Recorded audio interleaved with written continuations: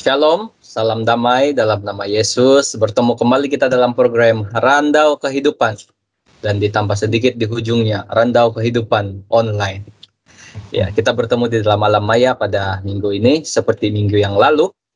Karena ada kita menghormati arahan daripada government di Thailand. Tidak ada pertemuan yang melebihi daripada 3-4 orang. So, kami membuat keputusan untuk bertemu di dalam alam maya. Dan kami berterima kasih, bersyukur kepada Tuhan, walaupun dalam keadaan seperti ini, perbincangan mengenai firman Tuhan, pembelajaran dengan firman Tuhan, masih dapat diteruskan. Pada hari ini, bersama-sama dengan saya, tidak lain tidak bukan, para panel yang hebat-hebat belaka, tidak asing, tidak lain. Yang pertama, seperti biasa, Dr. Gerard, orang kuat di Asia Pacific International University di dalam Departemen Kependetaan. Dia adalah lecturer di Asia Pacific International University. Orang kuat Hope Channel Southeast Asia, Pastor Brian Scott, juga bersama-sama dengan kita pada hari ini. Dan kita juga ada Pastor Minsun, juga orang kuat di dalam Departemen Teologi di Asia Pacific International University. Apa kabar para panel sekalian? Syukur, puji Tuhan, hebat luar biasa. Men, saya berharap kamu semua berada dalam keadaan yang baik-baik. Lama tidak jumpa kamu. Kita bersyukur kepada Tuhan karena kita dapat dipertemukan sekali lagi di dalam alam maya ini, dalam perbincangan firman Tuhan melalui Randau Kehidupan. Tajuk hari ini menarik, sangat menarik. Ia mengenai keturunan Abraham. Jadi kita akan lihat apa yang akan kita bincang dan apa yang akan kita kongsikan pada hari ini. Dan sebelum kita lanjut, saya senang sekali mau mengundang Pastor Brian untuk pimpin kita dalam doa pembuka. Dipersilakan Pastor Brian. Mari kita bersatu dalam doa. Terpujilah Engkau Tuhan Bapa kami yang kami kasihi dengan sepenuh hati, jiwa dan kekuatan kami. Ya kami sembah siang dan malam. Terima kasih Tuhan di atas pemeliharaan dan penjagaan-Mu sepanjang hari, sehingga kami dapat bertemu lagi pada Sabat ini untuk sekali lagi membicarakan satu topik yang kami percaya akan meneguhkan iman kami, mengangkat jiwa kami, dan seterusnya mendekatkan kami dengan Tuhan dan meyakinkan kami bahwa kami adalah milik Tuhan melalui kepercayaan kami kepada Tuhan dan janji yang Tuhan telah tinggalkan untuk Bapa Patriark kami, Abraham. Tuhan, kami mohon agar Tuhan menyertai kami sepanjang randau ini. Biarlah kiranya Roh Kudus Tuhan akan menuntun setiap pembicaraan kami, dan begitu juga para penonton setia kami, agar pelajaran ini juga akan dapat membawa ke semua kami untuk diyakinkan oleh Injil dan firman Tuhan, dan seterusnya hidup sesuai dengan kehendak dan rencana yang indah bagi kehidupan kami anak-anak Tuhan. Terima kasih Tuhan, kami serahkan waktu randau ini dalam tangan Tuhan, karena doa ini kami mohon hanya dalam nama Yesus Kristus Tuhan dan Juru Selamat semua kami. Amin. Amin. Amin.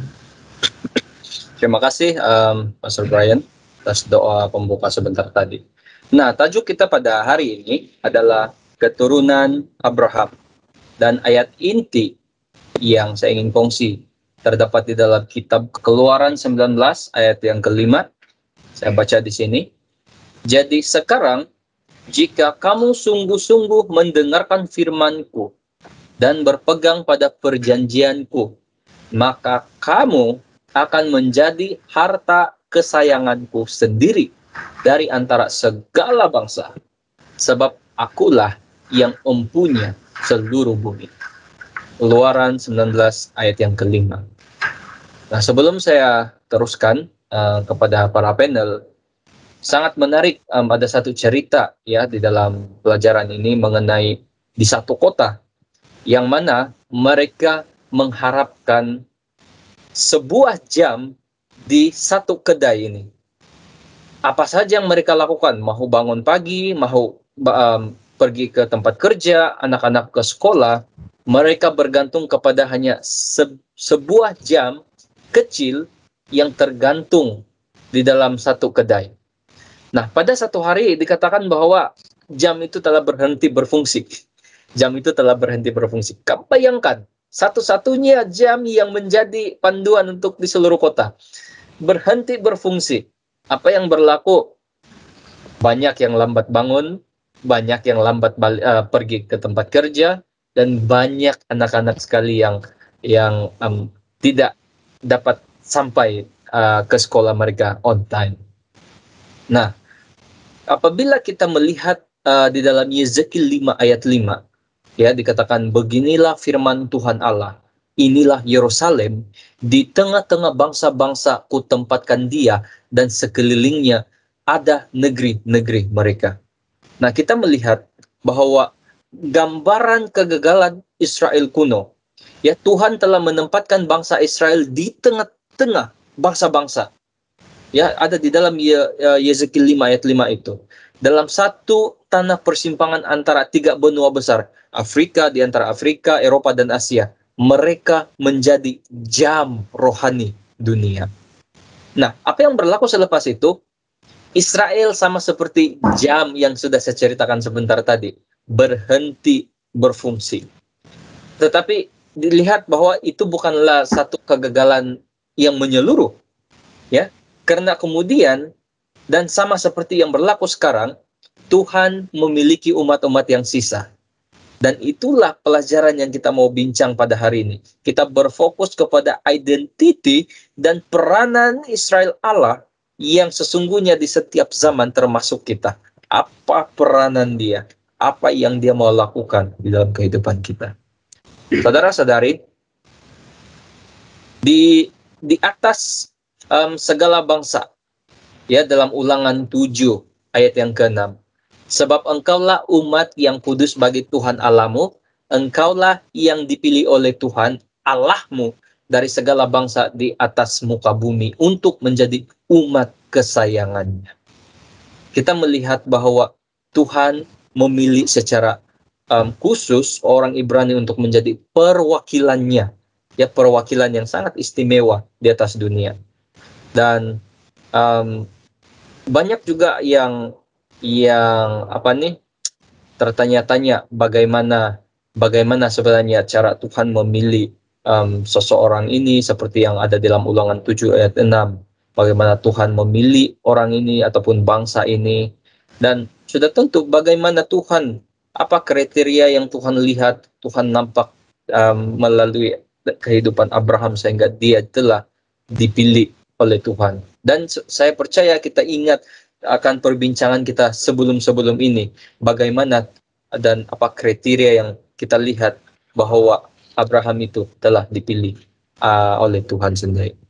Saya mau buka masa ini untuk para panel, mungkin mau mengungsikan sesuatu berkenaan dengan tajuk ataupun ayat-ayat yang kita sudah lihat sebentar tadi. Saya buka masa ini. Kalau ada para panel mau mengungsikan sesuatu. Saya mulakan dengan melihat kembali ayat dalam Ulangan 7 ayat 6 yang telah dibacakan tadi. Yes. Saya telah ulaskan pada sahabat yang lepas, tapi apa yang saya ingin bangkitkan di sini sekali lagi adalah terma umat yang kudus itu, ya. Sebab engkaulah umat yang kudus bagi Tuhan Allahmu. Dan bagaimana pengertian kita akan kekudusan ini? Kenapa kita kudus? Kenapa Tuhan telah menetapkan kita menjadi satu umat, satu bangsa yang kudus?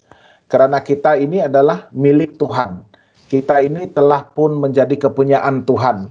Dan Tuhan telah melakukan segala-galanya untuk memiliki kita, memenangkan kita daripada belenggu dosa, daripada tuntutan iblis yang percaya bahwa dialah yang menguasai dunia ini. Ya, jadi kekudusan dalam konteks ini bukanlah apabila kita ini tidak bercela, tidak berdosa, ataupun kita mendapat satu lingkaran apa itu cahaya di atas kepala kita, ya, menjadi umat kudus seperti itu, tidak, ya. Kita dikuduskan Tuhan, kita disisihkan, diasingkan, dan Tuhan mengkhususkan kita untuk satu tujuan yang kudus, untuk mewakili dia, menjadi duta kepada kerajaan yang kudus, menjadi perwakilan bagi Allah yang kudus. Nah, dan itu sebabnya kekudusan kita itu sebenarnya adalah diselubungi oleh kekudusan Tuhan sendiri.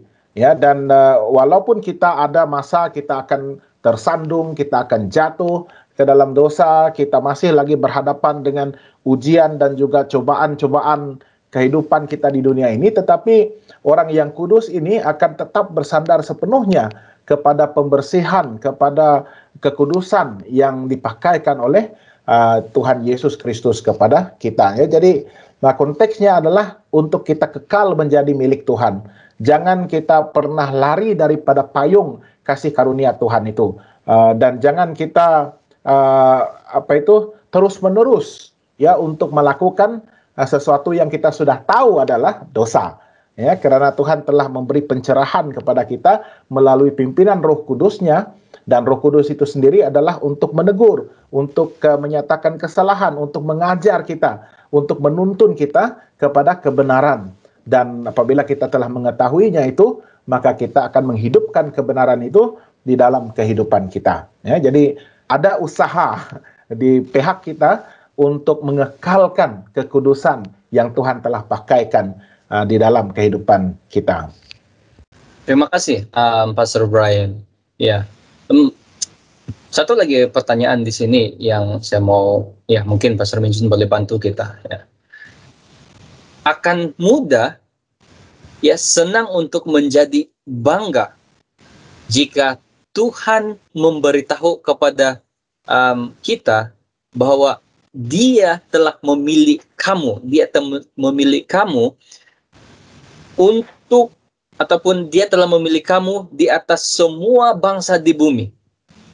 Sangat mudah untuk menjadi sombong dan bangga kalau kita lihat, ya. Iya, siapa juga tidak rasa besar apabila Tuhan sendiri datang. Oke, Pastor Minsun, kamu akan saya memilih kamu di atas semua bangsa di muka bumi. Saya mau menjadikan kamu besar. Sangat mudah untuk menjadi bangga. Mungkin Pastor Minsun ada sedikit insight yang mau dikongsikan bagaimana kiranya, karena kita lihat kita sebagai Seventh-day Adventist juga sebenarnya banyak perkara yang kita bawa di dalam kehidupan Kristen kita. Bagaimana kita sudah bincang pada pelajaran yang lalu, ya, bahwa kita ini adalah anak-anak perjanjian, membawa perjanjian. So, bagaimana di dalam kehidupan Kristen kita itu kita tidak mudah menjadi orang yang lupa diri. Oke, terima kasih. Ya, kita tidak menolak kemungkinan bangsa Israel ini telah merosot iman dia karena merasa diri dia sangat istimewa di hadapan Tuhan. Dan kita lihat mereka juga mengabaikan keistimewaan mereka sebagai umat pilihan Tuhan. Mereka adalah duta Tuhan. Mereka adalah pembawa tabiat, mewakili Tuhan di bumi ini. Namun mereka setiap peringkat-peringkat kehidupan mereka gagal untuk menipes ataupun menyatakan rencana Tuhan melalui kehidupan mereka. Karena sebagaimana yang kita tahu, bangsa Israel ini sering kali mereka belot ataupun mereka memberontak melawan Tuhan. Mereka lawan bos. Dan bagaimana mereka bersaksi kalau murid dengan cegu tidak serasi. Jadi di situ kita lihat Israel ini telah tersimpang daripada apa yang Tuhan inginkan dalam kehidupan bangsa Israel ini. Saya lihat Israel telah mengabaikan keistimewaan mereka sebagai umat yang istimewa kepada Tuhan. Terima kasih, Pastor Minsun. Ya, menarik di dalam Yeskiel 16 ayat 8. Maka aku lalu dari situ dan aku melihat engkau. Sungguh engkau sudah sampai pada masa cinta berakhir. Aku menghamparkan kainku kepadamu dan menutupi auratmu. Dengan sumpah, aku mengadakan perjanjian dengan engkau. Demikian firman Tuhan Allah, dan dengan itu engkau aku punya. Wah, engkau, aku punya. Sangat menarik. Nah, sudah dijelaskan oleh Pastor Brian tadi ya di dalam topik di atas segala bangsa ini, dan dia telah ulas juga Ulangan 7 ayat 6. Sangat susah dimengerti sebenarnya mengapa Israel ini dipilih oleh Yahweh. Saya tidak tahu apakah sangat sukar dimengerti ataupun bagaimana, karena kita lihat bahwa Israel adalah sekelompok kecil orang yang tanpa budaya dan martabat yang besar. Mereka tidak memiliki kualiti pribadi yang istimewa yang dapat menjamin atas pemilihan itu. Namun pemilihan itu adalah tindakan Tuhan ataupun Allah semata-mata. Sangat menarik. Israel dipilih karena jasa kasih Allah kepada bangsa itu. Mungkin Dr. Gerard ada tambahan di dalam hal ini, bagaimana pemilihan bangsa Israel itu berjalan. Saya pikir itu sebahagian daripada rencana Tuhan untuk memilih satu agent di dunia ini. Kita sudah melihat sejak penciptaan, kejatuhan manusia ke dalam dosa, dan memilih Noah seterusnya, dan dia memilih Abraham. Satu-satunya bagi saya bila saya melihat cerita ini, kenapa Tuhan memilih bangsa Israel adalah kerana janjinya kepada Abraham. Yes. Pada masa Abraham belum ada Israel lagi. Yeah. Tetapi bila kita melihat apa yang Tuhan katakan kepada bangsa Israel, dia katakan, aku mengingati janjiku kepada Abraham dan anak-anaknya. Dan itu sebabnya Tuhan dengan kasih setianya, apa yang dia sudah katakan kepada Abraham, dia jaga itu. Dan sekarang ini bukan lagi satu individu, tetapi satu bangsa yang dia katakan. Dan di sini kita melihat bila Tuhan mengadakan perjanjian dengan bangsa Israel, Tuhan memberikan satu tanda lagi sebagai tambahan di sana, hari Sabat. Dan saya pikir sangat tepat bila Tuhan mengadakan tanda tersebut, sebab dengan cara itu Tuhan akan sentiasa memperingatkan bangsa Israel bahwa mereka adalah ciptaan Tuhan. Kita boleh melihat di dalam buku Yesaya berulang kali. Yesaya mengatakan, kamu telah dibentuk oleh Tuhan. Jadi ada satu perkataan yang sangat unik di sana, Yatsar, untuk bangsa Israel. Dalam Keluaran 20 ayat 8, di sana kita melihat bahwa hari Sabat itu dia punya rasional ataupun motivasinya adalah penciptaan. Tetapi dalam Ulangan pasal yang kelima, lagi sekali diulangi hukum hari Sabat itu. Di sana kita melihat bahwa Tuhan katakan, sebab kamu pernah menjadi hamba, kamu telah diselamatkan. Jadi di sana tanda itu menyatakan kepada kita bahwa pilihan Tuhan itu semata-mata karena prerogatif Tuhan, karena janjinya yang setia, tindakannya yang setia, yang sudah tindakan kepada Abraham dan kepada keturunannya yang lain. Terima kasih Dr. Gerard. Ya, sangat menarik penjelasan daripada Dr. Gerard mengenai bagaimana Tuhan melakukan pemilihan di atas bangsa itu. Dan kita melihat juga bahwa janji yang diberikan oleh Tuhan kepada Abraham, dia berlangsung kepada keturunannya. Sebagai contoh, pertama sekali kita lihat bahwa Tuhan berjanji bahwa tanah akan diberikan kepada umat Allah, yaitu Israel sendiri, dan diberikan kepada Abraham, dan kemudian kita lihat dia diulang kembali kepada Ishak dan juga Yakub. Dan kita lihat dalam Kejadian 50 ayat 24, ini adalah kata-kata Yusuf sebelum meninggal dunia, dia kembali mengulangi janji ini. Dan Tuhan memberitahu kepada Abraham bahwa 400 tahun akan berlalu sebelum keturunan Abraham akan menguasai tanah tersebut. dan kegenapan janji tersebut dimulai pada zaman Musa dan Yosua. Begitu lama sebenarnya. Jadi menarik bila kita melihat bahwa Christian modern pada waktu ini juga kita boleh dikatakan menunggu satu tempat yang sudah dijanjikan kepada kita, yaitu syurga, rumah yang baru, tempat yang tidak ada tangisan, tidak ada penderitaan, tidak ada kesakitan. Sama seperti apa yang berlaku kepada penggenapan pemberian tanah perjanjian itu memakan tempo masa yang begitu lama. Kita juga mengalami tempo masa yang lama untuk melihat penggenapan perjanjian pemberian dunia yang baru itu. Dan saya percaya banyak Kristen yang penat, banyak Kristen yang give up dengan penantian yang tidak kunjung-kunjung tiba. Mungkin Pastor Minsun boleh mengatakan sesuatu mengenai hal ini. Bagaimana kita mau encounter rasa penat untuk menanti janji tempat yang baru yang sudah dikatakan oleh Alkitab kepada kita. Oke, terima kasih. Sebelum itu Pastor Minsun, berapa umur Pastor Minsun ketika Pastor Minsun mendengar bahwa Tuhan akan memberikan kita dunia yang baru?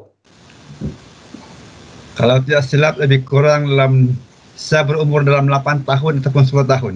8 tahun, 9 tahun. Umur Pastor Minsun sekarang mungkin sudah 50 begitu ataupun 40? Mau mencapai 50 sudah, tapi belum lagi. Mau mencapai 50. Sudah lama sudah tuh Pastor, daripada 9 tahun sampai sekarang masih belum lagi nampak itu dunia baru. Macam mana Pastor Minsun? Mungkin boleh kongsikan Pastor Minsun dapat bertahan terus setia sampai singgah hari ini. Ya, ini satu soalan yang sangat menarik. Sewaktu saya masih kecil, saya selalu mendengar pastor-pastor berapi-api untuk berkhotbah tentang kedatangan Tuhan. Dan sampai pada tahapnya saya beri peluang untuk berkhotbah di gereja saya sendiri, dan saya masih berkhotbah tentang janji Tuhan. Dan Yesus tidak lama datang. Dan tidak lama kemudian saya menjadi seorang pastor, dan adalah satu kewajiban untuk mengkhotbahkan isu itu. Tetapi daripada jarak berapa masa saya mendengar dan pertengahan dan sekarang sudah saya kira agak lama. Tetapi belum lagi kita melihat kegenapan yang pada kedatangan Tuhan Yesus itu terjadi. Namun sebagian orang mengatakan bosan dan penat untuk menanti janji ini. Tapi kita mesti ingat satu kata-kata daripada Alkitab. Saya katakan orang yang menanti Tuhan, dia akan berjalan tidak akan penat, dan terbang tidak akan letih. Dan inilah sikap kita sebagai orang Kristen. Janji Tuhan itu sentiasa baru dalam hati kita, walaupun penantian itu lama. Orang mengatakan penantian ini sesuatu yang menyiksakan, orang kata. Kalau kita menunggu seseorang, menunggu inilah yang tidak siap. Di waktu kami sedang berkapal dengan istri saya, selalu perselisihan itu berlaku sebab menunggu saja. Tapi itu menunggu itu sesuatu yang mengundang sesuatu perkara yang tidak menyenangkan. Oleh itu dalam kita sebagai orang Kristen, bila kita bercakap tentang menanti adalah sesuatu yang memenatkan kita. Namun janji itu selalu menghidupkan harapan kita. Walaupun kita tidak melihat kegenapan janji itu hari ini dan esok, tetapi jiwa kita, iman kita melihat bahwa kepastian daripada kegenapan itu pasti terjadi. Perkataan pasti itu adalah tidak boleh tidak. Dan inilah yang membuat kita selalu bersemangat setiap hari, kata Alkitab. Selalu baru setiap hari, kata Alkitab. Terima kasih. Terima kasih, Pastor Minsun. Ya, Pastor Friendly. Ya, saya begitu tertarik dengan janji tentang tanah ini. Ya, dan kita dapati bahwa tanah adalah satu harta pusaka yang begitu penting, bukan sahaja pada masa Alkitab, tetapi pada masa kita pada hari ini. Yes. Ya, dan seorang anak itu akan menunggu-nunggu bilakah ayahnya akan mewasiatkan tanah pusaka itu kepadanya, ya. Dan tanah itu akan dijaga, dipelihara, dan seterusnya akan diwariskan kepada anak dan cucu dan keturunan yang seterusnya. Dan itu sebabnya bagi masyarakat Dayak khususnya, kami seboleh-bolehnya tidak akan menjual tanah pusaka itu, ya, dan akan kami pertahankan dengan begitu bersungguh-sungguh, ya. Tetapi of course pada masa ini tanah pusaka itu walaupun di atas nama kami ataupun nama kita, ya, tetapi hak miliknya itu sangat sukar, ya, karena banyak sekali undang-undang ataupun akta ataupun kanun yang berkaitan dengan jenis-jenis pemilikan tanah yang seperti yang berlaku pada masa ini, ya. Tetapi apapun, tanah itu merupakan sesuatu yang orang sangat pentingkan, sehingga ramai yang telah mati untuk mempertahankan tanah pusaka itu daripada dicerobohi oleh pihak-pihak yang tidak berkaitan, ya. Dan ini sudah pun terjadi. Apa yang saya lihat di sini adalah pada masa Perjanjian Lama, Yes.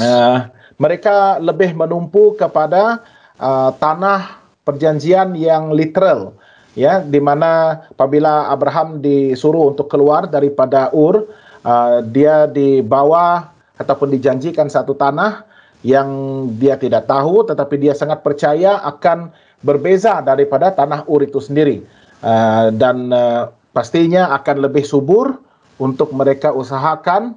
Dan apa yang kita selalu dengar masa kita kecil-kecil, ya, the land of Canaan is overflowing with milk and honey, dengan madu dan susu berlimpah-limpah. Itu saja yang kita dengar, ya. Sudah pastinya tanah itu adalah tanah yang akan membawa hasil yang begitu lumayan, hasil yang begitu penuh, ya, dan berlimpah dalam segala hasil tanaman dan sebagainya.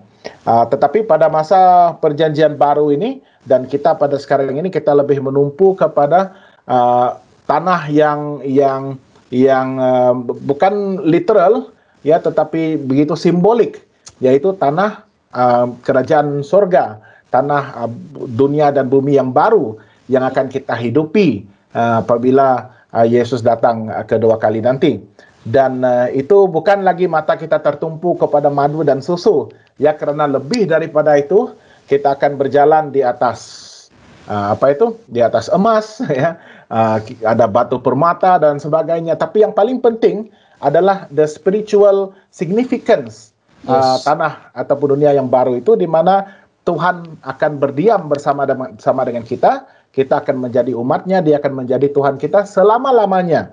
Dan apa yang menarik sekali adalah tanah itu begitu berbeza keadaannya, ya, karena kita sudah penat, bukan penat karena apa di dunia ini, tetapi begitu penat dan letih melihat segala kejahatan, segala penderitaan, kesengsaraan, kematian, duka cita, dan ratap tangis, ya. Dan tanah yang baru itu, dunia yang baru itu, semua itu akan berlalu. Yang baru pasti akan datang, dan itulah yang seharusnya menjadi motivasi kepada kita, ya, untuk mempertahankan hak milik kita itu, pusaka yang Tuhan telah janjikan untuk kita. Sama seperti seorang anak itu yang menunggu-nunggu saat pengumuman, ya, saya akan berikan tanah ini kepada anak sulung saya, Brian Scott, ya, dan seperti itu. Jadi itu yang menerujakan kita untuk kita bertahan dan terdorong untuk melihat satu hari nanti kita akan mewarisi tanah perjanjian itu daripada Tuhan kita. Terima kasih, Pastor Brian Scott. Dr. Gerard, ada tambahan? Teruskan, Pastor. Teruskan, oke. Saya melihat juga dalam pelajaran ini bagaimana cara Nuh, mendapat apa kita boleh sebut ini, ya, bagaimana Tuhan menawarkan dunia kepada Nuh sangat luar biasa.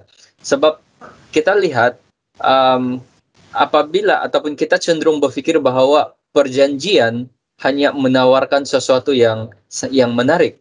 Tetapi kalau kita lihat dalam aspek kehidupan Nuh, sangat sangat istimewa. Sebab apa yang Tuhan tawarkan kepada dia adalah Nuh kena melihat kehancuran terlebih dahulu. Sebab kita boleh lihat dosa merayap di segala pelosok bumi dan Tuhan perlu membersihkan itu. Dan Nuh perlu melihat kehancuran itu melalui air bah. Dan Nuh harus menurut supaya dia boleh menerima berkat kasih karunia Tuhan. Kalaulah Nuh tidak menerima, tidak menurut pada waktu itu, saya rasa dari sisi lain yang akan berlaku hasil daripada perjanjian itu. Ada ayat di dalam Yeremia 3 ayat yang pertama hingga 20, dan mungkin Dr. Gerard boleh bantu kita di dalam hal ini mengenai kaitannya dengan perjanjian. Mungkin boleh dikatakan tentang Israel dan juga perjanjian yang dicemari. Kita lihat dalam Yeremia 3 ayat 1. Firman-Nya, jika seseorang menceraikan istrinya lalu perempuan itu pergi daripadanya dan menjadi istri orang lain, dan kembalikah laki-laki yang pertama kepada perempuan itu, bukankah negeri itu tetap sudah cemar? Engkau telah berzina dengan banyak kekasih dan mau kembali kepadaku, demikian firman Tuhan. Dan ayat yang ke-20, sesungguhnya seperti seorang istri yang tidak setia kepada temannya, demikianlah kamu tidak setia kepada aku, hai kaum Israel, demikian firman Tuhan. So kita boleh lihat sini bagaimana mungkin perjanjian itu boleh dicemari, dan bagaimana sebenarnya cara untuk perjanjian yang dicemari itu, apakah dia boleh dipulihkan kembali ataupun bagaimana? Mungkin Dr. Gerard boleh bantu dalam hal ini. Di sini dengan jelas kita melihat bahwa Tuhan ataupun Nabi menggunakan simbol perkawinan ataupun metafora perkawinan dalam hubungan covenant tersebut. Dan bangsa Israel itu diumpamakan sebagai perempuan ataupun istri. Yes. Kita melihat itu juga dalam buku Hosea, istri yang telah berzina. Bagaimana mereka telah berzina? Nah, kita harus melihat kepada hukum Tuhan. Salah satu daripada hal yang diberikan dalam the Book of the Covenant adalah hukum 10. Dan dalam hukum 10 itu, hukum yang pertama mengatakan jangan ada padamu Allah lain di hadapanku, jangan menyembah bagimu patung dan sebagainya, jangan menyebut Tuhan Allahmu dan sembarangan. Berapa antara semua ini bangsa Israel telah langgar? Mungkin hampir semuanya. Termasuk hari Sabat dan sebagainya. Dan apabila mereka melanggar itu, mereka dianggap berzina. Dan satu-satunya hal yang Tuhan begitu cemburu sebenarnya adalah apabila bangsa Israel itu menyembah Allah lain. Terus sepatutnya tidak ada Allah lain. Sebab apabila dipanggil suami itu juga sebagai Tuhan, itu sebagai suami dan sebagainya. Dan so, bolehkah dipulihkan? Tuhan berulang kali memulihkan itu. Kalau lihat cerita Hosea, berapa kali Hosea itu mengambil Gomer kembali ke rumahnya. Tuhan sendiri yang membuat pemulihan tersebut. Sehinggalah pada akhirnya Tuhan mengatakan cukup, Tuhan membuka itu kepada bangsa yang lain juga. Terima kasih Dr. Gerard, ya, sangat menarik penjelasan tadi bahwa janji itu kerap kali dicemari, dan kerap kali juga Tuhan perbaharui. Sangat menarik apabila Tuhan berkali-kali berusaha untuk memberikan yang terbaik kepada manusia. Ya, saya mau buka lagi kepada semua panel kalau ada sebarang perkongsian mengenai umat sisa ataupun orang Israel rohani. Ya, sebelum kita berpisah, karena saya lihat kita sudah, kita tidak kisah pasal masa. Saya mau buka masa ini kepada para panel. Mungkin ada yang mau ulas mengenai umat sisa dan juga orang Israel rohani. Saya sentuh sedikit tentang umat yang sisa ini, supaya kita tidak beranggapan bahwa kita ini adalah sisa ataupun baki ataupun yang sudah krams, yang sudah bukan lagi yang daripada kumpulan yang besar itu, ya. Tetapi apa yang penting bagi umat yang sisa ini adalah Tuhan preserve, Tuhan yang memelihara, Tuhan yang meneliti, ya, sekumpulan bangsa yang dia telah pun tetapkan, yang dia telah pun pilih itu, dan memeliharanya, ya, sehinggalah kepada hari ini. Dan kita percaya gereja kita adalah gereja yang sisa itu. Sisa bukan berarti kita ini adalah baki, kita ini adalah lebihan ataupun yang sudah tidak berguna lagi, ya. Tetapi kita ini adalah asli. Ya, perkataan sisa ini lebih kepada keaslian yang kita pelihara itu, sifat-sifat yang sudah pun wujud dan masih lagi wujud sejak dari mula ianya dipilih oleh Tuhan, ditetapkan oleh Tuhan. Ya, jadi sebagai bangsa yang Tuhan telah pilih itu. Jadi attributes, dia punya values, dia punya virtue itu, sifat itu masih lagi sama, masih ada, ya, yang kita tidak cemari, ya. Jadi dan sisa juga bermaksud bahwa kita ini adalah mungkin dari segi negatifnya kita ini seakan-akan kelihatan golongan minority, ya. Tetapi yang minority inilah yang Tuhan boleh gunakan untuk mencapai dan menjangkau golongan majority yang lebih besar itu, yang boleh membawa impact yang lebih besar karena kehadiran Tuhan, pimpinan Tuhan itu, dan pekerjaan Tuhan yang kita lakukan itu yang akan dapat memberkati semua majority yang lain itu. Ya, jadi biarlah kita sentiasa terdorong apabila kita ini dipilih sebagai umat yang sisa, sehingga pada akhir zaman ini bukan kita ini lebihan, yang sisa, yang tidak berguna, tetapi kita inilah yang asli, yang sebenarnya datang daripada yang asli itu dan memiliki sifat-sifat yang asli itu. Amin. Satu perkongsian yang membangun dan sebenarnya saya rasa boleh membantu kita untuk membuka mata kita, untuk menyadari kedudukan kita sebenarnya mengenai umat sisa ini. Dan saya percaya kalau kita ini dipanggil orang umat sisa dalam pemahaman kita, kenapa kau panggil saya sisa-sisa lagi? Kita tentu tidak akan senang. Tapi daripada penjelasan Pastor Brian tadi dikatakan bahwa kita adalah sebahagian daripada yang original dan kita juga boleh dikatakan sebagai yang asli. Satu, ya powerful statement bagi saya.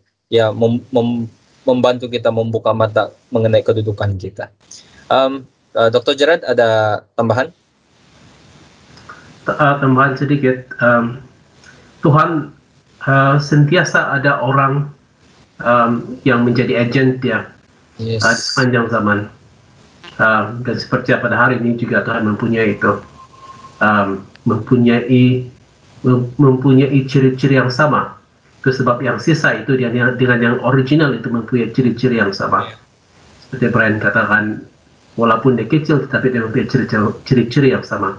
Jadi pada hari ini ada umat yang Tuhan telah sediakan untuk menunjukkan ciri-ciri tersebut dan juga membawa pekabaran mengenai janji keselamatan dia itu. Terima kasih Dr. Gerard. Yohanes 10 ayat 27 hingga 28 mengatakan, domba-dombaku mendengarkan suaraku dan aku mengenal suara, aku mengenal mereka dan mereka mengikut aku. Dan aku memberikan hidup yang kekal kepada mereka dan mereka pasti tidak akan binasa sampai selama-lamanya. Dan seorang pun tidak akan merebut mereka dari tanganku. Sangat menarik ayat ini. Dan ya, satu persoalan terakhir dan mungkin saya tujukan kepada Pastor Minsun. Ini adalah soalan praktikal yang saya rasa kita juga agak penting untuk mengetahuinya. Apa nasihat Pastor bagi orang yang meninggalkan gereja karena melihat kekurangan anggota-anggota di gereja sendiri? Contohnya, orang ini meninggalkan gereja karena dia melihat anggota-anggota di dalam gerejanya dia melihat hidup mereka bukanlah seperti yang sesuai di mata Tuhan. Jadi orang ini mengambil keputusan meninggalkan gereja dengan alasan anggota yang lain tidak hidup sesuai dengan cara Tuhan. Bagaimana Pastor punya nasihat tentang hal ini? Apakah wajar ataupun bagaimana? Silakan Pastor. Oke, terima kasih. Bila kita mencari keselamatan, kuantiti dalam gereja itu bukan perkara yang utama, tapi kualiti ataupun apa kebenaran yang disampaikan oleh gereja tersebut.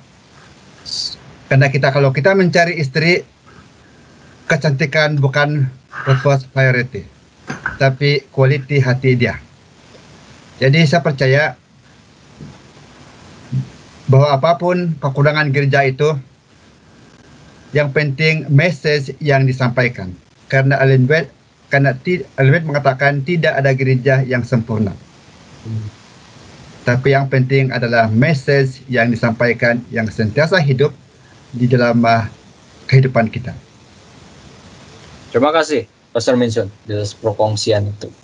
Dan seharusnya dalam kehidupan Kristen kita mencari Yesus ataupun berjalan bersama Yesus, kita tidak seharusnya dipengaruhi oleh perkara-perkara yang di luar. Karena kehidupan kita ataupun keselamatan kita, ya kita usahakan ataupun kitalah yang berusaha supaya hidup kita benar di mata Tuhan melalui bantuan Roh Kudus. Dan kalau kita membuat alasan meninggalkan Tuhan karena orang lain, saya ingat itu adalah satu perkara yang tidak wajar. Ada lagi tambahan 1 menit daripada para panel. Oh, saya telah diberikan senyuman manis sebagai tanda tidak ada sudah.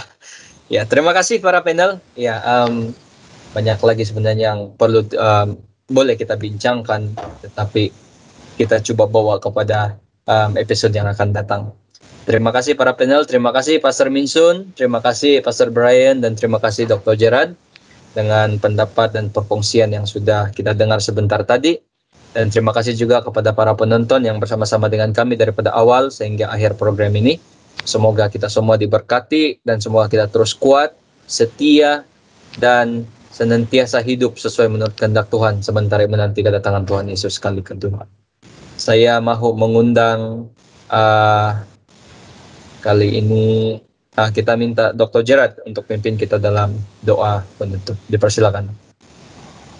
Bapa di surga, kami bersyukur ya Tuhan sebab mempunyai masa dan ruang maya ini untuk berbincang mengenai kasih setia Tuhan, perjanjian Tuhan. Ada banyak hal yang telah kami pelajari, namun ada banyak juga hal yang kami masih lagi perlu selami.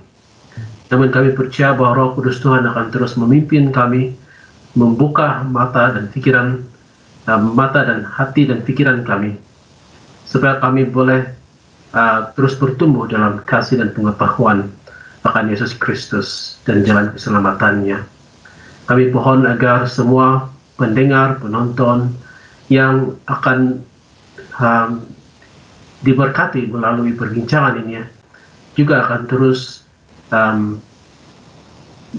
meletakkan diri mereka di bawah tangan Tuhan, dan agar mereka juga akan terus